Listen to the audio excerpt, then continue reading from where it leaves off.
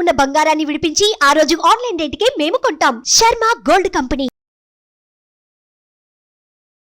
నమస్తే రమగారు. నమస్తే జయ. రమగారు, మహాశివరాత్రి. సో ఆ రోజు అనుసరించాల్సిన విధి విధానాలు ఒక్కసారి మనం మాట్లాడుకుందామండి. ఏటా వచ్చే శివరాత్రి ప్రతి సంవత్సరము కొత్తగా మనం మాట్లాడుకుంటాం, కొత్తగా ఆచరిస్తున్నట్టుగానే అనిపిస్తుంది. అవునండి. అయితే ప్రతి నెల ఒక శివరాత్రి వస్తుంది మనకి. ప్రతి నెల అమావాస్య ముందు వచ్చే చతుర్దశి నాడు మాస శివరాత్రిగా చేస్తాం. అయితే మాఘ మాసంలో మాఘ బహుళ చతుర్దశి మహాశివరాత్రిగా చెప్పుకుంటాం. అయితే మహాశివరాత్రులు కూడా శివరాత్రినప్పుడు కూడా అభిషేకం చేసి రుద్రాభిషేకం చేసి ఆ పూట ఏకభుక్తమో నక్తమో లేకపోతే ఉపవాసమో ఉండటం సాధారణ విధి. ఆ రకమైన అలవాటు ఉన్న వాళ్ళు అలా చేస్తారు. అవును, అదొక విధానంగా చేస్తారు. అయితే ఈ శివరాత్రి నాడు మొత్తం మన భారతదేశం అంతా శివరాత్రిని పాటిస్తుంది. మాఘమాసం పవిత్ర మాసం మనం చెప్పుకున్నాం కదా. స్నానాలు చేస్తాం, తర్వాత ఏమో కొద్దిపాటి దానం చేయటం, జపం చేసుకోవటం, అది విధానంగా చేస్తాం. మాఘాదివారాలు పాలు పొంగించుకోవటము, రథసప్తమి నాడు పాలు పొంగించడం, భీష్మ ఏకాదశి నాడు భీష్ముడిని తలుచుకోవటం, ఇదంతా చేసి చివరికి వచ్చేసరికి ఈ శివరాత్రి వస్తుంది. అయితే శివరాత్రి మామూలు సాధారణంగా చెప్పేది ఏంటంటే అభిషేక ప్రియ శివ అని చెప్తారు. శివుడికి అభిషేకం ఇష్టం. నువ్వు పంచామృతాలు కొబ్బరి నీళ్ళు అవి ఇవి చేయక్కర్లా, 4 ఉద్దరణల నీళ్లు పోసినా చాలా. ఆయనకి నీళ్లు జలం అంటే ఇష్టం. ఈ జలం ఇష్టం అవడానికి ఒక ఐతిహ్యం ఎలా చెప్తారంటే, శివుడు గరళం మింగాడు. అవును, హాలాహలాన్ని కంఠంలో దాచుకున్నాడు. అది ఎప్పుడు జరిగింది? దేవదానవులు ఈ సముద్రాన్ని చిలికినప్పుడు మొదట వచ్చిన హాలాహలాన్ని, అంటే అమృతానికి ముందు వచ్చిన విషాన్ని ఆయన ప్రపంచాన్ని అది నాశనం చేయకుండా దాన్ని మొత్తం ఎత్తి గొంతులో పెట్టుకున్నాడు, దాచుకున్నాడు. ప్రపంచాన్ని నాశనం చేయగలిగే దాన్ని ఒక ఉండని చేసి కంఠంలో ఆపాడనమాట. అంతే కదా, చాలా గొప్ప అద్భుతమైన విషయం కదా. అయితే ఇది కంఠం దిగి కిందకి వెళ్ళకుండా పైకి రాకుండా కంఠంలోనే ఉంచాడు. అయితే ఒక వేడి ఉంటుంది, అందుకని ఆయనకి మనం జలాభిషేకం చేస్తే చల్లగా ఉంటుంది కాబట్టి అభిషేకం చేయాలి. ఓహో, అందుకనే ఆయన వెండికొండలో ఉంటాడు, మంచుకొండలో ఉంటాడని. వెండికొండ ఎక్కడుంది? మంచుకొండలోనే ఉంది, హిమాలయాల దగ్గరే ఉంది కదా. ఆయన కైలాసము హిమోత్పర్వత ప్రాంతంలోనే ఉందని చెప్తాం. మనం ఇప్పుడు మానస సరోవరము, కైలాస పర్వత యాత్ర చేస్తాం కదా. చల్లటి మంచుకొండలో ఉంటాడు శివుడు. ఎందుకంటే ఈ గరళం ఉండటం వల్ల ఆయన శాశ్వతంగా ఈ మంచుకొండల్లోనే నివాసం కల్పించుకుని ఉన్నాడు. ఈ చల్లబరిచినప్పుడల్లా ఆయనకి సంతోషం కలుగుతుంది. ఎవరైతే అభిషేకం చేస్తారో వాళ్ళని కుమారస్వామిని ప్రేమించినంతగా ప్రేమిస్తాడట ఆయన. అంటే బిడ్డ సంతానం మీద ఉన్నంత ప్రీతి భక్తుడి మీద కలుగుతుంది భగవంతుడికి. అందుకు అభిషేకం మన శక్తి అనుసారం పంచామృతాలతో చేయొచ్చు, కొబ్బరి నీళ్ళతో చేయొచ్చు, ఇంకా ఉన్నాయి అభిషేకాలు చాలాగా. పంచదారతో చేస్తాం, భస్మాభిషేకం చేస్తారు, అన్నాభిషేకం చేసేది కూడా ఉంది. ఎవరికి? శివునికి. భస్మాభిషేకం అత్యద్భుతమైన అభిషేకం. అది ఇప్పుడు ఉజ్జయినిలో ఇదివరకు చితాభస్మం తోటి చేసేది. అవునవును, అది తెలుసండి నాకు. కానీ అన్నాభిషేకం వినలేదు. అన్నాభిషేకం కూడా చేస్తారు. అన్నాభిషేకం పంచదారతోటి, పంచదార అన్నం కలిపి అభిషేకం చేస్తారు. పంచదారతో పంచదార అభిషేకం, అన్నంతో అన్నం, భస్మంతో మనం తెలిసిందే కదా. ఇన్ని రకాల అభిషేకాల్లోనూ జలాభిషేకం అత్యంత ప్రీతిపాత్రం శివుడికి. చాలా సులువుగా ప్రతివాడు ఎక్కడైనా కాసిన చెంబెడు నీళ్లు దొరికితే చాలు, ఆ చెంబు పోయక్కర్లేదు. 3 ఉద్దరణల నీళ్లు పోసినా శివుడు ప్రీతి చెందుతాడు. నీ కోసం నిన్ను చల్లబరచడానికి, నీకు సంతోషం కలిగించడానికి మహాశయ అని ఒక మాట నమశివాయ అనుకుని. పంచాక్షరి మంత్రం కూడా అత్యంత సులువైన మంత్రం. ఈ అభిషేకం చేయటం వల్ల శివుడు ప్రీతిపాత్రుడవుతాడు, సులభ సాధ్యుడు. తేలిగ్గా శివుణ్ణి మనం వశం చేసుకోవచ్చు. బోళ్ళంత అలంకరించి, బోళ్ళంత అన్నం పెట్టి, అవి ఇవి నైవేద్యాలు పెట్టి ఏమీ చెయ్యొద్దు. నీళ్లు పోయి చాలు. బోలా శంకరుడు కదండి. మనం బుద్ధి నిలకడగా ఉండాలి. అయితే ఈ శివరాత్రి పర్వదినానికి వద్దాం. దీంట్లో అభిషేకము, ఉపవాసము, జాగరణ, ఈ 3 అత్యంత ముఖ్యమైనవి. అవును, శివాభిషేకం చేయటం, అభిషేకం, అర్చన. అభిషేకం చేయటం ఊరికే నీళ్ళు పోసి లేచకపోము, కొంచెం పూజ చేసుకుంటాం కదా. ఈ అర్చన, అభిషేకము, తర్వాత ఏమో ఉపవాసము. ఉపవాసం అంటే ఇది సాధారణంగా చేసేవి. ఉపవాసాలు అంటే మనం నక్తము, ఏకభుక్తము మనం మామూలుగా చెప్పుకునేవి. నక్తం అంటే పగలల్లో, ఉపవాసం అంటే చీకటి పడి చుక్కలు రాగానే భోజనం చేయటం. కార్తీక మాసంలో చేస్తాం కార్తీక నక్తాలు. ఏకభుక్తం పగలు భోజనం చేసి రాత్రికి ఉపవాసం ఉండటం. పూర్తిగా రోజంతా ఉపవాసం ఉండటం అంటే ఈ రోజంతా ఏమీ తినకుండానే ఉండటం. శివార్చనలోనే లేదా శివుని తలుచుకుంటూనే భజన, తర్వాత శివుని కథలు వినటం, దాంతోటే రోజంతా గడపటం. చివరిది ఏంటంటే జాగరణ, నిద్రపోకుండా ఉండటం. జాగరణ అంటే మెలకువతోటి ఉండటం. మళ్ళీ ఈ మెలకువ అంటే నువ్వు సినిమా చూస్తూ మెలకుగా ఉండడం మాత్రం కాదు, ఆయన ధ్యానంలో ఉంటూ భగవత్ సంబంధమైన కథలు వింటూ, భగవత్ సంబంధమైన భజనలు పాడుతూ వింటూ, భగవత్ సంబంధమైన వ్యవహారం అంటే భక్తులతోటి సంభాషిస్తూ రాత్రిని గడపటం. మర్నాడు పొద్దున స్నానపానాదులు చేసుకుని, వంట చేసుకుని, లేదా మన దగ్గర ఏదైనా ఆహారం ఏర్పరిచి ఉంటే శివారాధన చేసుకుని స్వామికి సమర్పించి దాన్ని భుజించటం. జాగరణ చేసి శివరాత్రి జాగారం అంటాం మనం. జాగరణ, దాని పేరు సరైన పదం జాగరణ. ఇవి చేయగలిగితే అత్యద్భుతమైన ఫలితాన్ని ఇస్తాడు శివుడు. ఏమిస్తాడండి? మాకు 4 లక్షలు అప్పు ఉంది, ఆయన తీరుస్తాడా? నాకు చాలా అనారోగ్యం ఉంది, ఆయన పోగొడతాడా? నాకు బోల్ డబ్బు కావాలి, ఆయన ఇస్తాడా? అన్నీ చేస్తాడు. ఎప్పుడు చెప్దాం, అవి కూడా చెప్దాం. చెప్పండి. ఎప్పుడంటే ఇప్పుడు నీకు బోల్డంత తప్పు ఉంది, శివుడు వచ్చి ఏమిటి త్రిశూలం పుచ్చుకొచ్చి నీ అప్పు తీరుస్తాడు. నీ అప్పులు తీర్చే సామర్థ్యాన్ని నీకు ఇస్తాడు, సామర్థ్యాన్ని కల్పిస్తాడు ఆయన. అంతే. ప్రతిదానికి నువ్వు కదా చేయవలసింది. అప్పెవరికి ఉంది? శివుడుగా నీకా? నీకే అప్పు ఉంది, నీకే అనారోగ్యం ఉంది, నీకే సమస్యలు ఉన్నాయి. నేను భగవంతుడిని నమ్మాను, అతను నాకు దారి చూపిస్తాడని నువ్వు త్రికరణ శుద్ధిగా నమ్ము, దారి చూపిస్తాడు ఖచ్చితంగా. భగవంతుడు చూపించిన దారిని తీసుకుంటే నీ సమస్యలన్నీ తీరిపోతాయి. సమస్తమైన సమస్యలకి భగవంతుడు సమాధానం చెప్తాడు, నీలోనే నీతోటే నువ్వే చేసుకునేలాగా. నువ్వు కేవలం ఆ స్వరం వినడానికి నీ బుద్ధికి ప్రచోదనాన్ని కలిగించాలి, నీ బుద్ధికి ఆ ఫోకస్ కావాలి. మంచి మాట వినేందుకు, మంచి సలహా తెలుసుకునేందుకు, మంచి మాట విని ఆచరించేందుకు నీ బుద్ధికి సరైన దారి భగవంతుడి వల్ల కలుగుతుంది. నువ్వు ఉపవాసం చెయ్యి శ్రద్ధతోటి, డైటింగ్ కోసం కాదు. జాగారం చెయ్యి సినిమా చూస్తూ గేమ్ ఆడుకుంటూ కాదు. భగవత్ సంబంధమైన వ్యవహారంతో భజన చేస్తూ. ఈ ఒక రోజంతా ఆహారం లేకుండా ఉంటే ఆరోగ్యం సిద్ధిస్తుందని మొన్ననే మనం ఒక దాంట్లో చెప్పాం. అవునండి కదా. కాబట్టి ఇదే విధానం. కాదరమ్మ గారు, ప్రత్యేకించి ఏదైనా ఒక మంత్రాన్ని జపించడం వల్ల ఏదైనా అనుసరించాలంటారా? అనుసరించవచ్చు. అంటే మామూలుగా అభిషేకం రుద్రాభిషేకం చేస్తారు, రుద్రం రాదు, ఓం నమ శివాయ, ఓం నమ శివాయ అని చెప్పుకుంటూ మనం సులువుగా చెప్పుకునేది మనంతటా మనం చెప్పుకుంటూ చేయొచ్చు అభిషేకం. మంత్రం రాని వాళ్ళంటే రుద్రము నమకం చమకం రాదు మనకి, సులువుగా చేసుకోవాలి. ఏ దేవాలయానికో వెళ్ళి ఏకాదశి రుద్రాభిషేకానికి డబ్బులు కట్టి అక్కడ కూర్చుని గుళ్ళో చేసుకోవచ్చు. లేదా మనం ఇంట్లో చేసుకుంటాం అనుకో, ఇంట్లో చేసుకుంటే చక్కగా ఒక చిన్న పాత్ర నిండా నీళ్లు నింపి పెట్టుకోవటం. దేవుడి దగ్గర ఓ శివలింగం ఉంది మన దగ్గర, ఓ పళ్ళెంలో పెట్టడం, ఓం నమ శివాయ అనుకుంటూ ఒక్కొక్క నమ శివాయకి ఒక్కొక్క చెంచాడు, ఒక ఉద్ధరణెడు నీళ్ళు తీయటం, శివలింగం మీద వేయటం, సమర్పించటమే. అంతే. కొబ్బరి నీళ్ళు తీసాం, కొబ్బరి నీళ్ళతోటి, పంచామృతాలు తీసాం, పంచామృతాలతోటి, నమక చమక రుద్రాదులతోటి, రుద్రంతో పూజ చేస్తే ఎలాంటి ఫలితం గొప్ప గొప్ప వాళ్ళకి, అంటే బాగా అన్ని వేదాధ్యయనం అవి చేసిన వాళ్ళకి లభించే ఫలితాన్ని సాధారణమైన వాళ్ళకి, స్త్రీ బాల వృద్ధుల తేడా లేకుండా ఎవరికైనా ఈ రోజు భగవంతుడు ఇస్తాడు.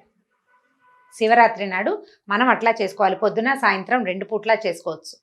లింగోద్భవ కాలం వరకు గనక అభిషేకం చేస్తే ఇంకా అఖండమైన ఫలితం వస్తుంది. లింగోద్భవ కాలం అంటే రాత్రి 1 గంట 2 దాకా మనం శివార్చనలో గడపచ్చు.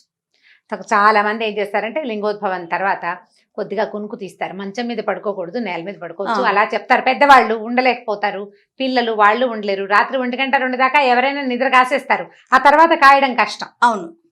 అప్పుడు మంచము దిండు దుప్పటి తీసుకోకుండా నేల మీద పడుకుంటే పడుకోవచ్చు, నిద్రపోవచ్చు. ఒకవేళ నిద్ర అంటే మెలకుగా ఉండలేని పరిస్థితులు ఉన్న వాళ్ళు పడుకోవచ్చు అనమాట. వాళ్ళకు కూడా జాగరణ ఫలితం లభిస్తుంది.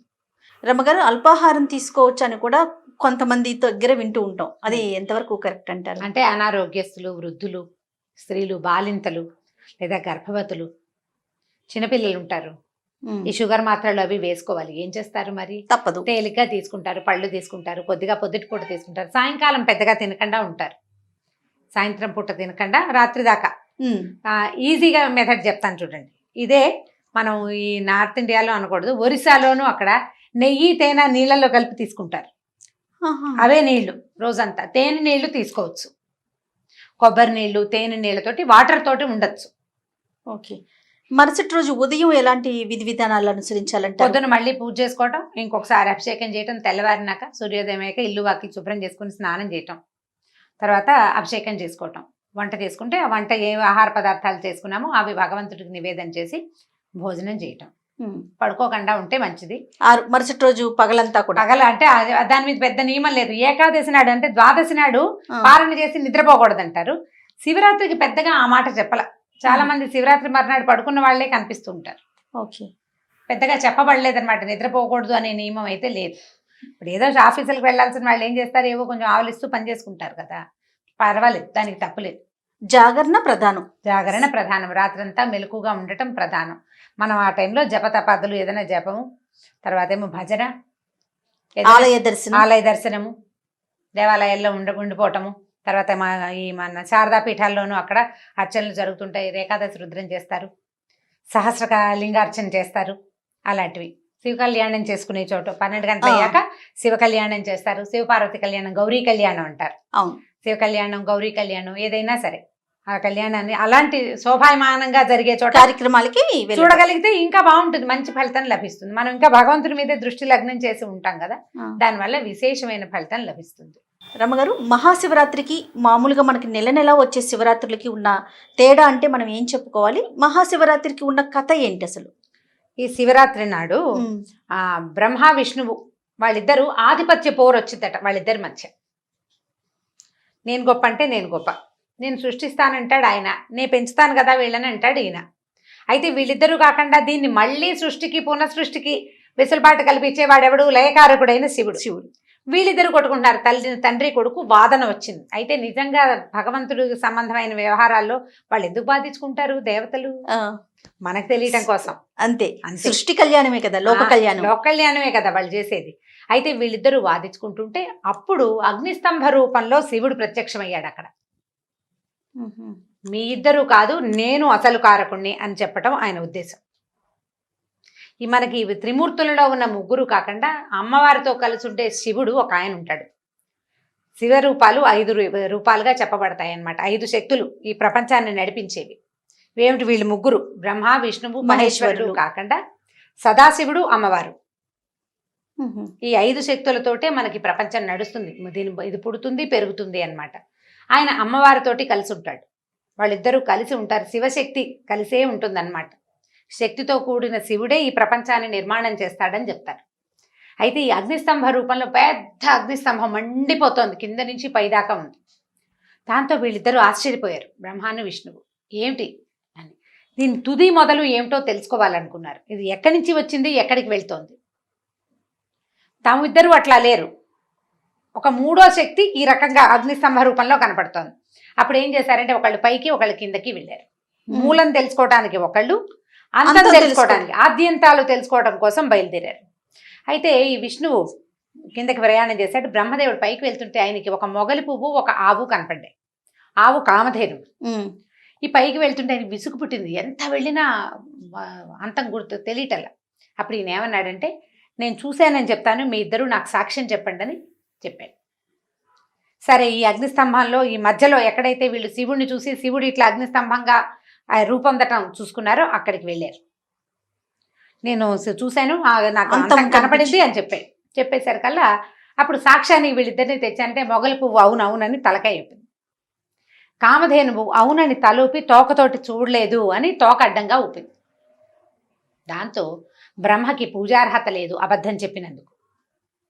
ఆ అబద్ధానికి సాక్ష్యం చెప్పినందుకు మొగలి పువ్వుకి పూజార్హత లేదు. మొగలి పువ్వుని ఏ పూజలోనూ ఎప్పుడు వాడరు. బ్రహ్మకు అప్పుడు 5 ముఖాలు ఉండేవిట. ఒక ముఖాన్ని శివుడు చేసాడనమాట, లాగేశాడు అబద్ధం చెప్పినందుకు. ఏ తల అయితే, ఏ నోటితోటైతే ఆయన అబద్ధం చెప్పాడో ఆ ముఖాన్ని ఆయన పెకిలించేశాడట శివుడు. అయితే ఈ కామధేనువు ముఖంతో అవునని తోకతోటి కాదంది కదా, కాబట్టి ముఖానికి కాదు ఆవుకి వెనక భాగమే, గోపృష్టమే పూజార్హమైనదని నిర్ణయించబడింది. అయితే కిందకి వెళ్ళినటువంటి శివుడు ఈ ఆదిని విష్ణువు ఆదిని నేను కనుక్కోలేకపోయాను అని నిజం చెప్పాడు. నాకంటే ఈయన శక్తివంతుడు, పైగా ఇతడు ఉంటేనే సృష్టికి స్థితికి లయకారకుడైన వాడు ఉంటేనే ఇది నడుస్తుంది. పుట్టుక అనంగానే దేంతోటి ఏదో ఒక దాంతో పుట్టించాలా, ఆ ఒక పదార్థమే శివుడు తయారు చేసేది, ఆ పుట్టిన దాన్ని విష్ణువు పెంచేది అని. అప్పుడు శివుడి యొక్క అస్తిత్వం తమకంటే ఉన్నతమైనదని వీళ్ళిద్దరూ ఒప్పుకున్నారని కథ. అయితే ఎప్పుడైతే ఈ అగ్నిస్తంభ రూపంలో కనిపించాడో శివుడు, దాన్ని లింగోద్భవ కాలమని, అది ఈ మాఘ బహుళ చతుర్దశి అని చెప్పబడింది. ఈ బహుళ చతుర్దశి నాడు కనపడింది కాబట్టి ప్రతి నెల చతుర్దశిని మాఘ బహుళని మనం శివరాత్రి చేసుకుంటాం, బహుళ చతుర్దశిని మాస శివరాత్రిగా చేసుకుంటారు. అది అలవాటు ఉన్న వాళ్ళు చేసుకునేది. మాస శివరాత్రి అని క్యాలెండర్లో కనపడుతుంది, పంచాంగాల్లో విధానం ఉంటే చేస్తాం. దేవాలయాల్లోనూ అక్కడ విశేషమైన అర్చన జరుగుతుంది, శివాభిషేకం బాగా చేస్తారనమాట. కళ్యాణం కూడా చేస్తాం. అప్పుడు ఈ గౌరీ కళ్యాణం, శివుని కళ్యాణం కూడా ఈ బహుళ చతుర్దశి నాడే జరిగిందని ఒక ఐతిహ్యం. అది శివ పురాణంలో ఎక్కడో చెప్పబడింది. అందుకని ఏం చేస్తారంటే, ఈ రోజు ఆయన జన్మించాడు అంటే, ఆయన జన్మించడం కాదు, ఆయన ఇట్లా లింగంగా ఆవిర్భవించాడు ఈ అగ్నిస్తంభ రూపంలో. అందుకని ఈ రోజు ఆయనకి అర్చన అభిషేకాదులు చేసి ఆయన కోసం తెల్లవార్లు మెలకుగా ఉన్నారు. బ్రహ్మ విష్ణువు వెతికేరు కదా, అవును. అట్లా మనం కూడా మెలకుగా ఉండి శివుని యొక్క ఆవిర్భావాన్ని తెలుసుకోవాలని, భగవంతుడు ఏ మూలంలో ఏ రూపంలో ఉంటాడో మనం గుర్తెరగటం కోసమే మనకి జాగరణ చెప్పబడింది. తెల్లవారేదాకా వాళ్ళు వెతికారు, అట్లా తెల్లవారేదాకా మనం మెలకుగా ఉండాలి, అందుకే ఇది చెప్పారన్నమాట. సో ఓపికను బట్టి, ఆరోగ్య పరిస్థితులను బట్టి చేయగలిగిన వారు చేసినంతగా చేసుకుంటే, అభిషేకం చేసుకున్న, మారేడు బిల్వదళాలతోటి అర్చన చేసిన, బిల్వార్చన చాలా మంచిది, విశేషమైంది. మారేడు చెట్టు సంవత్సరం అంతా పెద్దగా మనం మారేడాకులు కోయం. అవును, ఏ శివార్చనకే ప్రధానమైంది. ఏ శివాలయానికి వెళ్ళినప్పుడు కోసం ఈ రోజున మారేడుతోటి విశేషమైన అర్చన చేయటం. చాలా మారేడాకులు దొరకలేదు, ఎలాగంటే అంటే ఓ 3 ఆకులు దొరికితే ఆకుల్ని ఒకసారి పూజ చేసామా, మళ్ళీ ఆకుల్ని నిర్మాల్యం తీసేసి మళ్ళీ కడిగి మళ్ళీ వేసుకోవచ్చు. అట్లా 3 సార్లు ఆకుల్ని వాడుకోవచ్చు. ఇవాళ రేపు ఎల్లుండి కూడా వాడచ్చు. మామూలుగా ఏ నిర్మాల్యానికి పూజార్హత ఉండదు, మారేడుకి పూజార్హత ఉంటుంది. 3 సార్లు వాడుకోవచ్చు. ఆకుల్ని వాళ్ళ నీళ్ళతో, మంచి నీళ్ళతో శుభ్రం చేసుకోవటం, ఒక మాట తడి తుడిచేసి మళ్ళీ అర్పించుకోవచ్చు. అట్లా చేయొచ్చు. తక్కువ మారేడు ఆకులు దొరికినా ఏం పర్వాలేదు. ఒక్క మారేడు, ఒక్క బిల్వదళం కూడా శివుడికి అత్యంత ప్రీతిపాత్రం. నీ యొక్క శ్రద్ధ, భక్తి ప్రపత్తులు అంతే, అవే చాలా ముఖ్యమైనవి. మామూలుగా మనం యాజ్ యూజువల్ గా చెప్పుకునేలాగానే ఈ శివరాత్రి నాడు కొట్లాడకండి, గదాలకు వెళ్ళకండి, దుర్భాషలాడడం అలాంటివి చేయబోకండి. కొంచెం అంటే మధ్యమాంసాదులతో ఉండండి. మద్యం అంటే మీరు ఈ పూజ చేయలేను, నేను ఉపవాసం చేయలేను, మధ్యమాంసాదుల జోలికి వెళ్ళబోకండి. ఒక్కసారి ఓం నమ శివాయ అనుకున్నా కూడా మీకు ఈ రోజున విశేషమైన ఫలితం వస్తుంది. ప్రపంచంలో ఉన్న శక్తులన్నీ కూడా శివుడి వైపే కేంద్రీకృతం అయ్యి ఉంటాయి. శివుడిలోనే ప్రపంచంలో ఉన్న అన్ని రకాల శక్తులు శివశక్తి సమన్వితంగా ఉంటాయి. ఈ రోజున మీరు ఎవరికైనా చేసిన సహాయం 1000 రెట్లు అవుతుంది, దానం 1,00,000 రెట్లు అవుతుంది. ఒక్కసారి శివనామాన్ని జపిస్తే అది 1,00,000 సార్లు జపించినంత ఫలితాన్ని ఇస్తుంది. జపం చేయాలన్న శ్రద్ధ, భక్తి మీకు ఉండాలి. అంతే. రైట్ అండి. థ్యాంక్ యూ సో మచ్ రమ్మగారు. నమస్తే. చేయాలి. ఈ వీడియో కనుక మీకు నచ్చినట్లయితే లైక్ చేయండి, షేర్ చేయండి. మరిన్ని ఇంట్రెస్టింగ్ వీడియోస్ కోసం మా ఛానల్ని సబ్స్క్రైబ్ చేసుకోండి.